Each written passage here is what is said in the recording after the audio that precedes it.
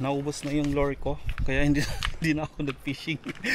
Pero ganun pa man, enjoy ka naman dito sa lugar na makikita mo. Napakaganda guys.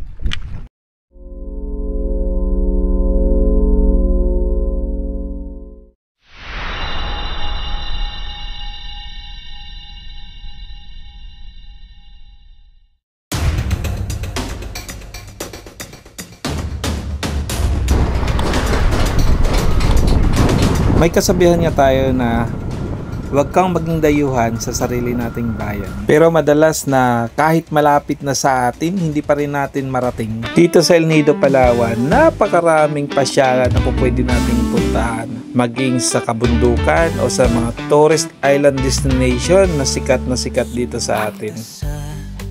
Malalayong lugar, ang mundo'y bukas, puno ng Good afternoon sa inyo lahat. kulay. Around 3 o'clock na ng hapon at nandito tayo sa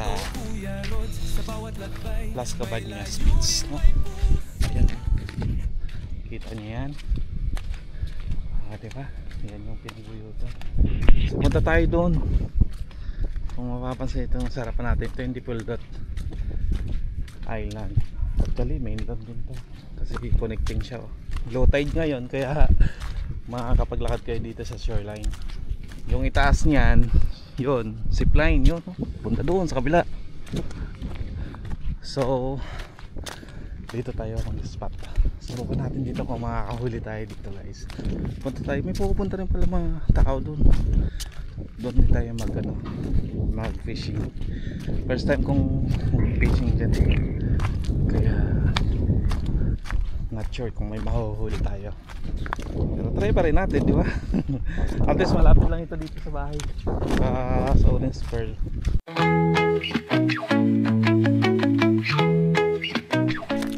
Ang ganda ng spot nyo boss, ah. Yun ang maganda.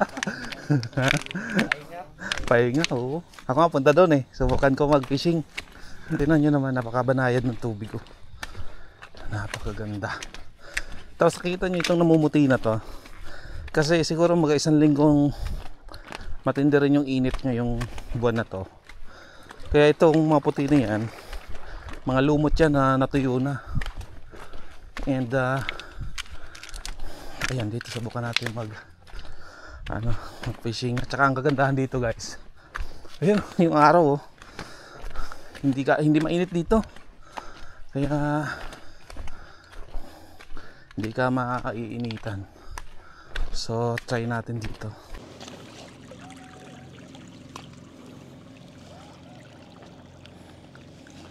Daming isda guys, ha?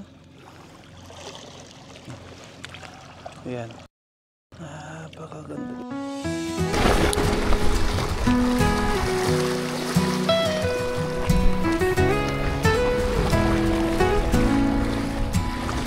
Araw pa lang handa na akong bumiyahe. Sa daan man o bundok, ikaw ang nasa isip. Bit-bit ko ang ngiti, dala ko'y pag-asa. Dahil alam kong kailangan mo ng lakas. Umakyat ako sa taas ng ulap. Ito guys yung mga spot na malapit lang sa atin, pero bibihira nating mapuntahan kasi inisip natin malapit lang sa atin, di ba? Nakakatuwa. May pagmamalaki talaga natin ng El Nido na kahit maraming nagiging issue ngayon ay masasabi natin hindi lahat ng nababasa natin sa social media o napapanood natin sa social media ay totoo. Hindi. Dahil napakalinis namin dito sa El Nido, Palawan. 100% yan, may pagmamalaki natin. Sa bawat daan na lubak at madilim. At syempre guys, talagang masasabi natin safe na safe tayo dito sa El Nido, lalo na yung mga turista natin. Kaya pasyal na kayo dito. Nako, para mabisita nyo yung isang spot na ito na hindi man natin masasabing 100% for swimming dahil hindi naman talaga siya sand, hindi siya buhangin. Coral reef siya. Pero kung gusto nyo mag-snorkel, yung mga ganitong activity, yan, perfect place to. Kasi napakaraming coral reef dito na may enjoy nyo yung mga isda. Ayan. Pero kung gusto nyo naman ng malinis at magandang beach, no? Yun, yung lugar na yun. Sa Banila Beach, doon sa may Barimigmig. Doon po pwede kayo mag-swimming, guys. Sarap. Parang ang sarap maligo. Dito. Wala eh. Wala tayong dalang panligo. At saka pumunta tayo dito, guys, para mag-fishing. Ang problema, naubos yung lure natin. Mag-video na lang tayo, di ba? Ayan.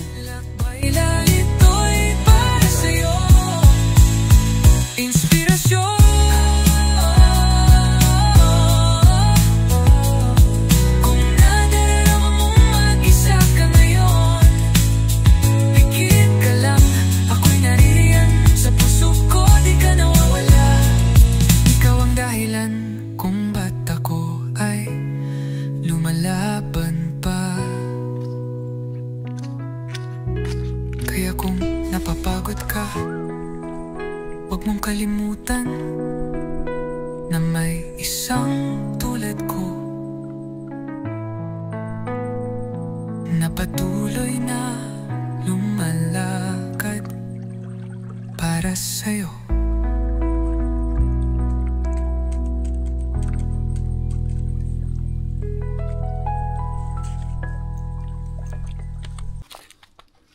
Madalas kayo ito ang gawin ko, guys. Alam ko yan? Ako ngayon lang ako ganito eh. Wala lang, trip ko lang din.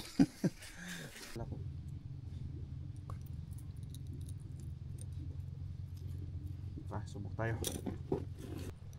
So try natin itong binigay na pre ni Katsin Cook sa atin.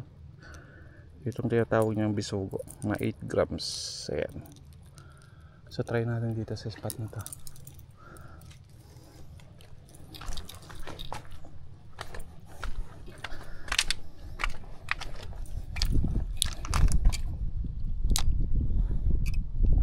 Mabigat ah.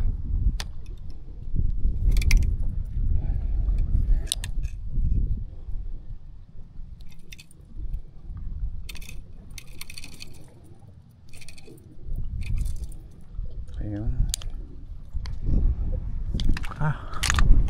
Dito tayo sa kanto. Ano kaya mahuhuli natin? Ganda dito. Malinaw. Grabe oh. Suabe. Ngayon lang ako nakabalik dito. At nakita ito ng malapitan. Nung maliwanag talaga. Ito ano. So ng hagis.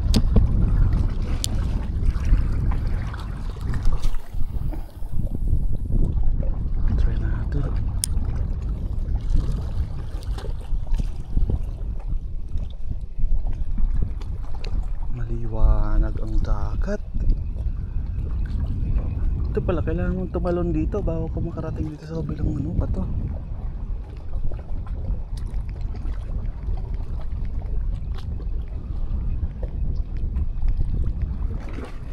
Tingnan natin kung mga dilubog. Ay, maganda ang lutang ano, bisugo. Sige, sa baras. Di ko makita pag naghahagis ako. Saan na?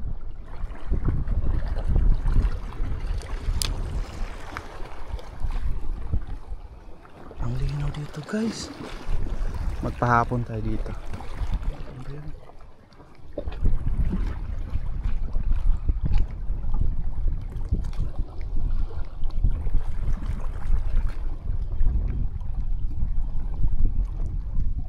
Ganda ng lugar. Hindi lang natin alam kung may mahuhuli tayo, pero nag-enjoy ako sa lugar. Kita nyo yung lutang ng isda.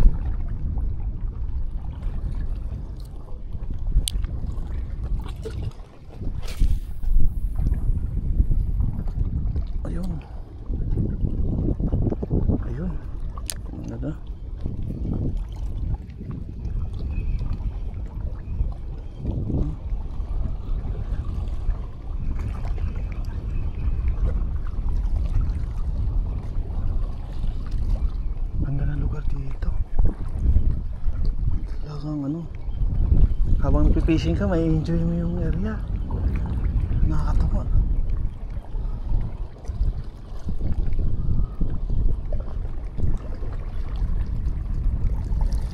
Oh, bali-baliktad siya. Umiikot siya parang sumabit boy.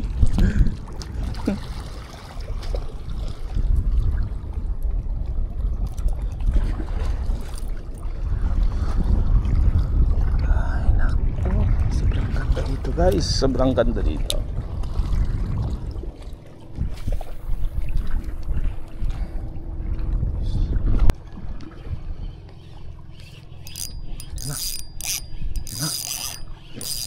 Sumabit na yata.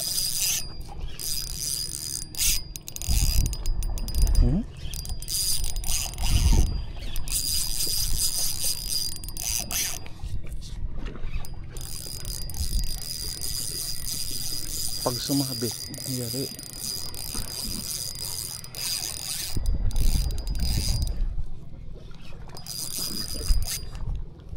Ah, shit. Putol yata.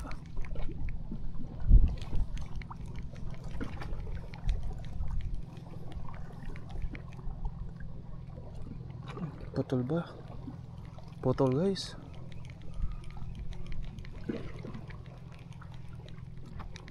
Naputol. Sayang yung Lord natin. Hindi na pa pinabangan. Ah! Putol. Nga. Guys. Oh. Naputol siya sa ano. Ay, naputol. Sayang. Tingnan nyo guys, oh. Napakaganda dito banda, oh. Grabe. Wala lang masilungan dito kasi nga ano eh. Medyo dito tayo. Ano na tayo sa bato.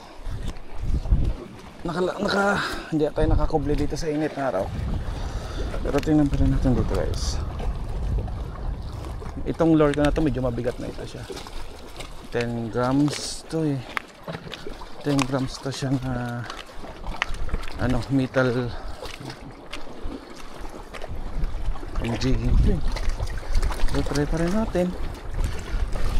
Sayang yung mga lure natin eh. Naubos. Ay naka. Wala.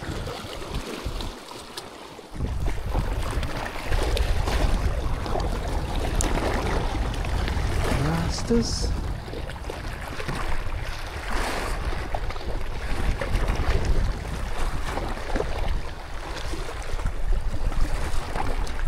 Hindi ako kumpiyansa dito sa lure natin na to. Hindi ko alam kung makakahuli to. Maganda ba yung lutang niya? Makabilis yung gumagin.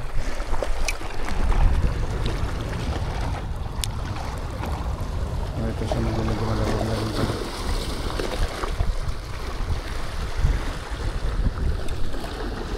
Ang problema lang eh. Sumasabit yung ating ano, swivel dito. So hindi siya maganda. So masabit.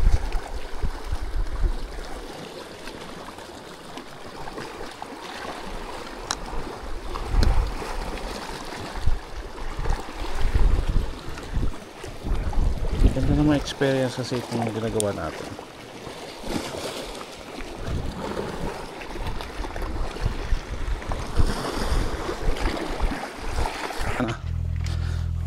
Sa susunod naman na video natin guys, marami tayong bibisitahin ngayon dito sa El Nido, Palawan, at ibabalik natin yung ating channel para may pakita sa inyo yung mga ilang spot dito sa El Nido, Palawan na po pwede ninyong mabisita, lalo na yung mga waterfalls natin dito na napakalalaki ng potential para maging isang tourist destination. Yun nga lang, hindi natin na ipopromote talaga ng 100%, pero bibisitahin natin yan. So this coming September 12, meron akong plan to go somewhere in Villa Paz. At bisitahin natin ulit yung isa natin pinuntahan doon, yung Caguboanga waterfalls. Puntaan natin yan. At meron nag-contact sa atin ay isang turista na gustong mabisita yung lugar na yan. At sabi niya nga sa akin, gusto niyang mai-promote din. Diba? O diba malaking tulong yan? Kasi maliban sa atin dito sa local, ay may mga kapwa tayo Pilipino or mga foreign tourists na gustong marating yung mga ganong lugar na kahit maging tayo dito sa El Nido, hindi natin nararating madalas. Ayan. So hanggang dito na lang yung video natin. Hopefully maging okay na yung